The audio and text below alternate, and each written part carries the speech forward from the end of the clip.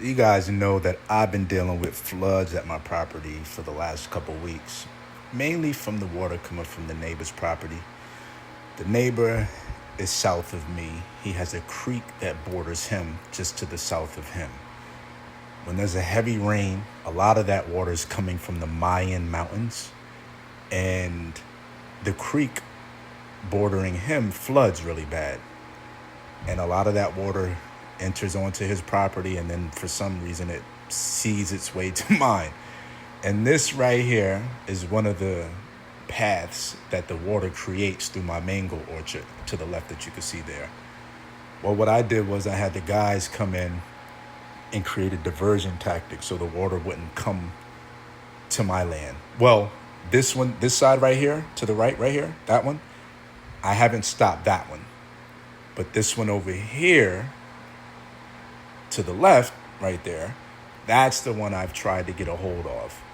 So we created these, I don't know if I want to call them a trench, but either way, the water is being diverted from the neighbor's land without getting his permission.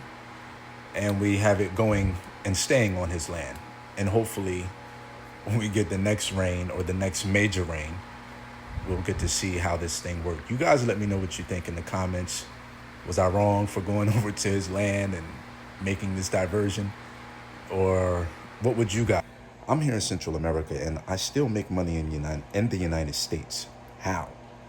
www.thenotepusher.com, THENOTEPUSHER, www.thenotepusher.com.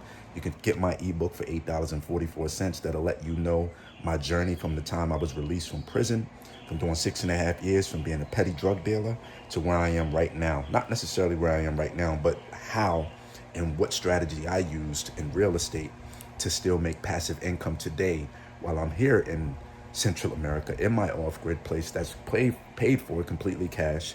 No mortgage bill, no electrical bill, no water bill, pretty much no food bill if I don't want one, no car payment, no motorcycle payment, and just pretty much living a life of freedom. See how it goes, and I'll keep you guys posted, but you guys can look at the rest of the video and let me know what you think. In the meantime, I'm going to create another diversion for the water that's continuously coming from the other channel that I didn't block or I didn't divert. I'm going to create another path that goes through my land and make sure that it goes through in a part of the land that I don't want to plant or where things aren't growing at. So, anyhow, this is what we created. I think they did a really good job. It almost looked like they used a machine, but everything was done by hand, shovels and